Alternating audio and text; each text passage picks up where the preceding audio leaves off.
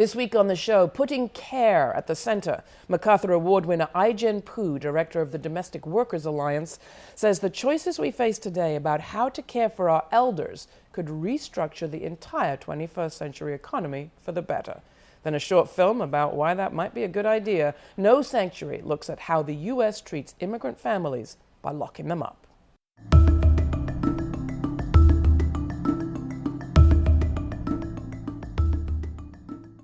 Hi, I'm Laura Flanders. Caring for an elderly family member involves such a wide range of skills and expertise that only a superhuman person could do it.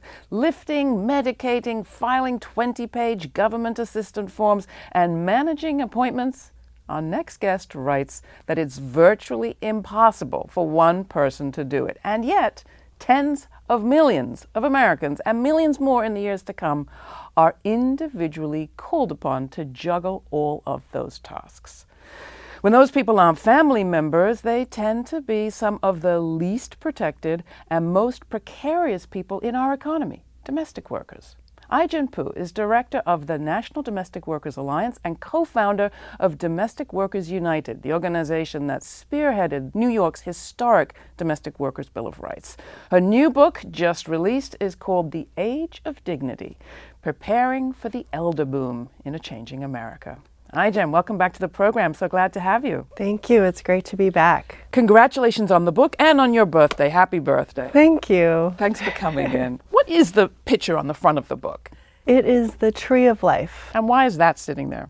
It's about rethinking how we live well through every stage of life. And this book, it talks about lots of demographic changes and the fact that there's no question that the country is aging, and it really poses the question, how do we live well as we age in the 21st century, given all the change that's happening around us? So how are we aging these days? First off, what's the elder boom, and then how are we actually managing it right now? The elder boom is a direct product of the baby boom generation reaching retirement age at a rate of about 10,000 people per day. So in 2015, 4 million Americans will turn 65, and then my grandmother's demographic of 87 and older is the fastest growing demographic in the country because people are living longer as a result of advances in healthcare and medicine. So by 2030, we will have 20% of our population over the age of 65. And who is the burden of all that falling on? You know, it's really affecting all of us. Rosalind Carter once said that there's only 4 kinds of people in the world: people who are caregivers or will be caregivers, people who need caregivers or will need caregivers, and most of us are probably more than one of those identities at any given moment. And I think that that's actually more true than ever before. By the year 2050, 27 million Americans will need some form of long-term care or assistance just to meet their basic daily needs. And so it's kind of an all-hands-on-deck situation where we're going to need more families to step up, more individuals to prepare better, and more of a workforce. The caregiving workforce has to be stronger and larger than ever before. Well, who are the majority of our caregiving workforce right now? Domestic workers is a pretty broad term. It is. There's the direct care workforce, which is everyone who cares for or whose paid profession is to support either an elder or a person with a disability. It's a total of about 3 million workers, and that's not including everyone who's working in the shadows, in the gray, they call it the gray market. And it is a workforce that is many women of color, many immigrant women, and one where the average wages are under $9 an hour, and one that is not even protected by our basic minimum wage and overtime laws. So it's poverty wages, high rates of turnover and burnout because of just how challenging the work is and how isolating it is, completely undervalued, and really unstable as a result.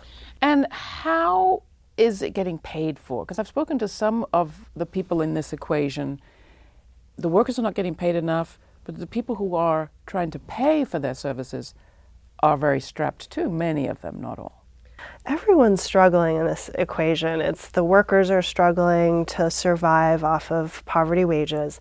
Families are struggling to afford the care that they need. And right now we have no public program to support our long-term care needs. I mean, it's kind of shocking that in 2015 we don't have anything in place. So if you're very wealthy, you could afford long-term care insurance, but even that often doesn't cover what you need. And if you're very, very poor, you could be eligible for Medicaid, but oftentimes that doesn't support what you need, especially if you don't want to go to a nursing home. And so there's just millions of us who are caught in this gap, really struggling to figure out how we're going to get these basic care needs met. You talk in the book about what you've learned from your mother and your grandmother and how this came to be your issue. You've touched on that here, but how did it get to be so personal for you? Well, it's, spending almost the last 20 years working alongside domestic workers and just seeing the enormous pride that they take in the work that they do and the enormous disconnect between that, what they give to our families every day, and how our society and our economy actually values them and their work. On top of that, I had the great fortune of growing up with my grandparents really involved in my childhood, and my grandfather ended up in the last 3 months of his life spending them in a nursing home where he was alone and afraid, and I will never forget the images of visiting him there and just what it felt like to see him dying inside. And he wanted to stay at home. That's what he wanted, and we weren't able to give that to him. On the other hand, my grandmother, who I'm going to visit tomorrow in LA and celebrate our birthdays together, she lives life on her own terms at 89. She goes to church twice a week. She sings in the church senior choir. She's got a mahjong group. She gets her hair done, permed, once a month, and she's just still living well because she's supported by a home care worker. And it just kind of came full circle for me that if we were to really value this work that's so fundamental to families getting the support they need, it's about valuing the people like my grandmother who we love, who cared for us, and it strengthens the economy.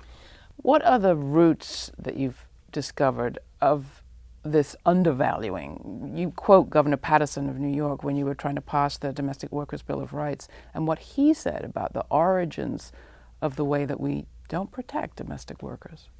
He talks about it, and we talk about it, as part of a long legacy of racism embedded in our laws. How so?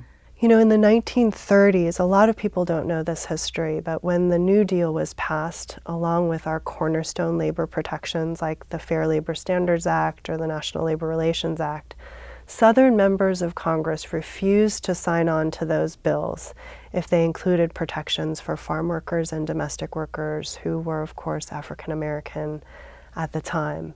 And so in a concession to those members of Congress from the South, Congress passed all of those bills with those exclusions in place. And we're still struggling to this day to gain overtime protection, minimum wage and overtime protections for home care workers. They're still excluded under this loophole called the companionship exemption, which is all about not recognizing this work as real work. I remember that we talked about this for an article I wrote for The Nation magazine about your work. That's right. Back, I guess, about a year after Barack Obama had been elected, and the expectation was this would be changed on his watch. Yes, and he committed to it, and both secretaries of labor have committed to it, moved it forward, and it was supposed to go into effect that 2 million home care workers would be protected on January 1st of 2015 under basic wage and hour laws, until a lawsuit in D.C. District Court essentially got onto the desk of a judge who essentially vacated the entire rule.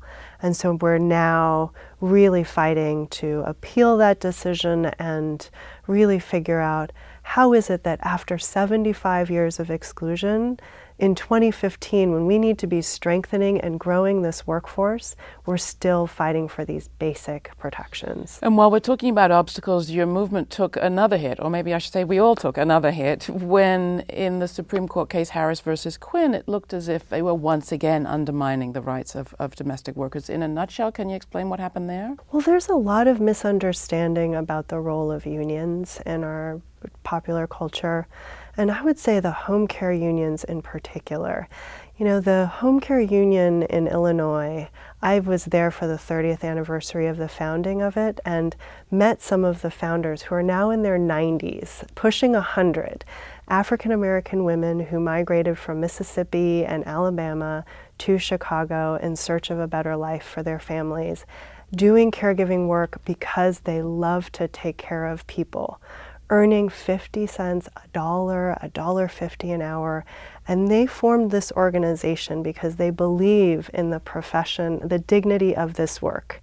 And through having a union, they were able to increase their wages from something like $2 an hour to $12 and establish a training program and make this work better, improve the quality of care. I mean, it really has been a win-win to have these jobs be recognized, dignified jobs. And this court case really highlighted one very particular aspect of unionization, which is that unions are negotiating for wages and training and all kinds of benefits for the entire workforce. And as a result, they're taking a portion to support union programming out of wages. And somebody didn't want that to happen, and there was the case went all the way up to the Supreme Court. But the truth of the matter is the union still exists, and people are still joining because it really was the path out of poverty for this workforce, and for many, it still is. So let's talk about your strategies for how we change the situation, because clearly we need major change and we need it fast. You talk about a care grid. Maybe you could lay out some of the sort of policy components of that. And then I want to talk about who the components are of your alliance and where the stumbling blocks are with that. Yeah. So there's First, the care grid. The care grid is a kind of all hands on deck. Communities, families, public policy makers, all of us, private sector, nonprofits coming together and establishing an infrastructure that supports care in 3 dimensions.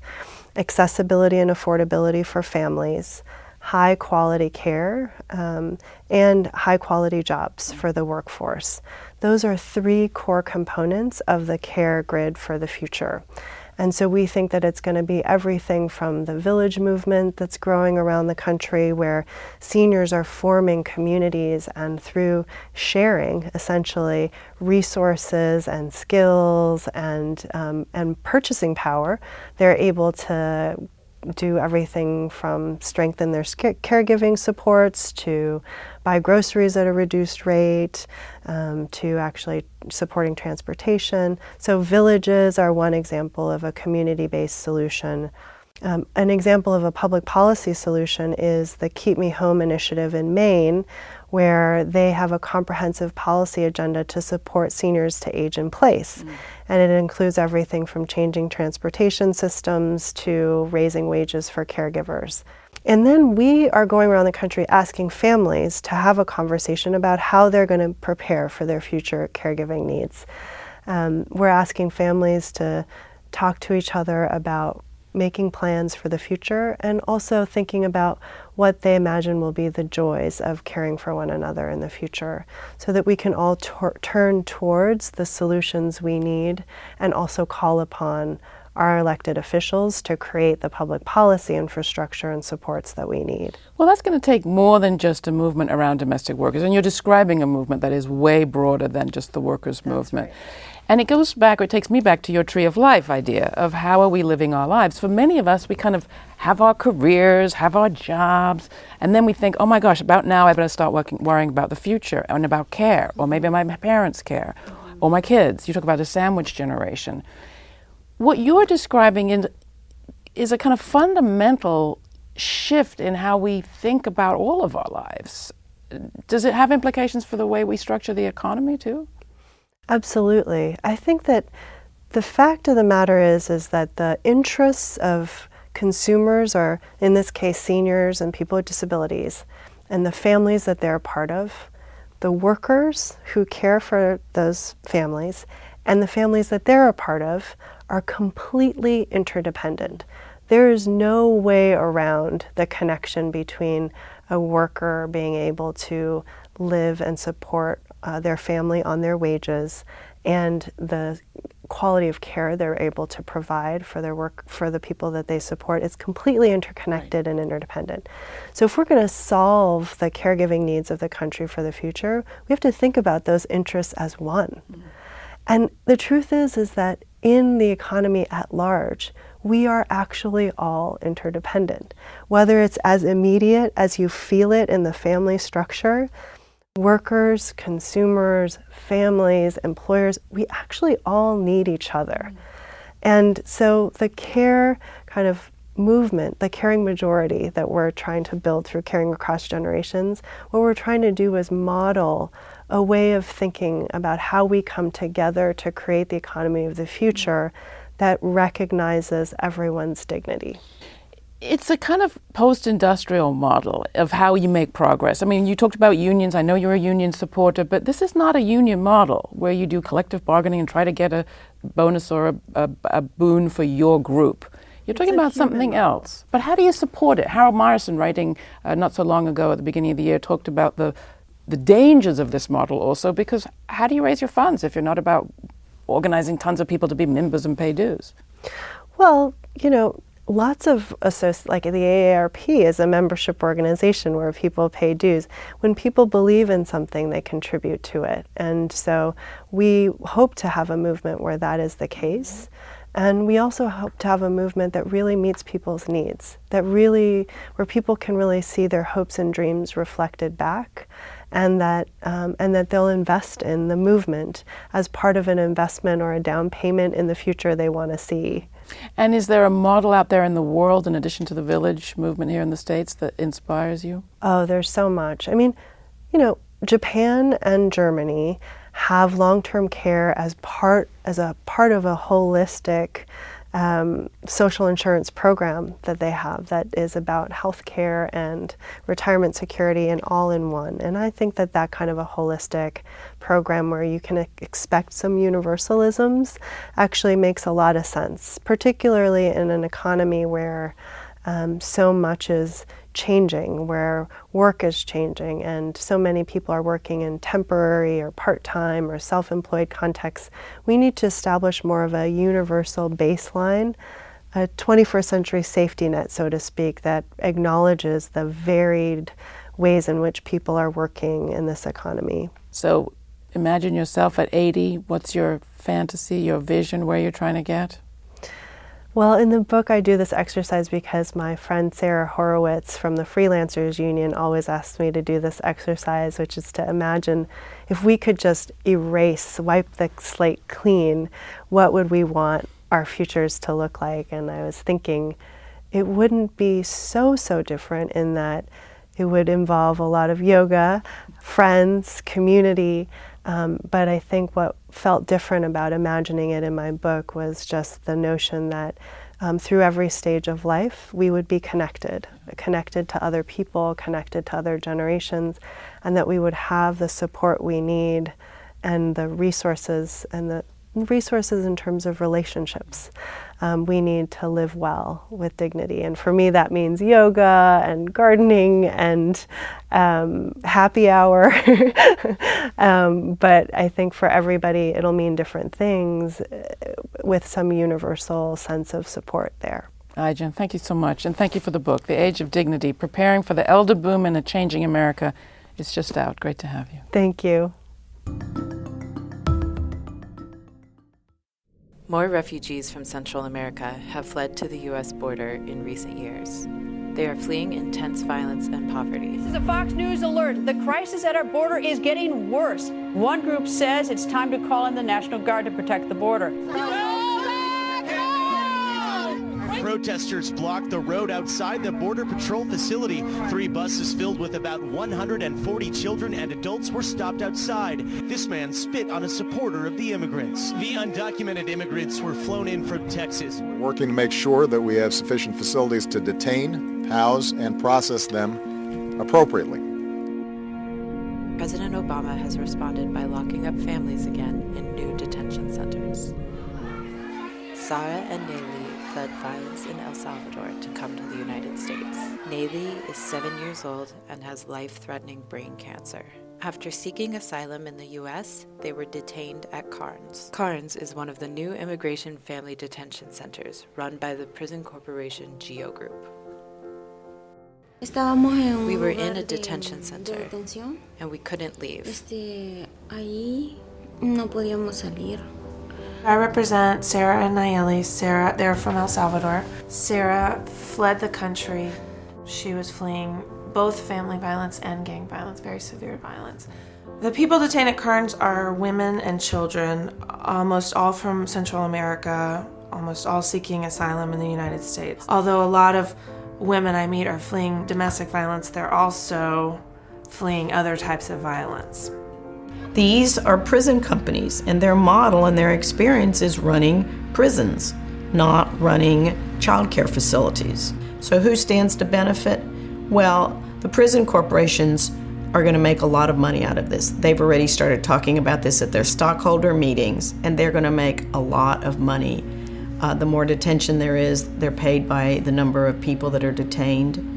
And so they stand to make a lot of money out of family detention. As they would probably say, it's a whole new income stream. Along the border in Texas, there's another way. At these churches in the Rio Grande Valley, people have come from across the U.S. to welcome and support the refugees. When the families get here, they need lots of love. They need a shower, they're hungry, they may need to see a doctor, they need clean clothes. When my neighbor's in trouble, I help my neighbor. These people are our neighbors. They're our neighbors, and we need to help them. Families are ready? Yay! Bienvenidos! You know, people could be doing all kinds of stuff, but everybody stops what they're doing just to clap for the families when they come in.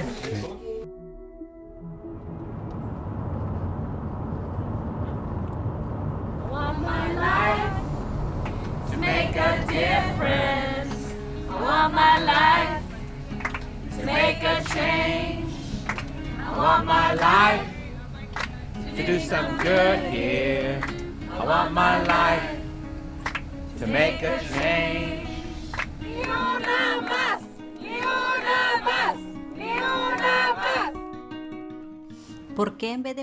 Why do we detain more detention centers for mothers instead of opportunities? These mothers and their children, what of the futures for their children? How much money for this? But we don't have money for immigration reform? To benefit humanity, not just for Latinos, but for humanity. I woke up this morning with my mind louder.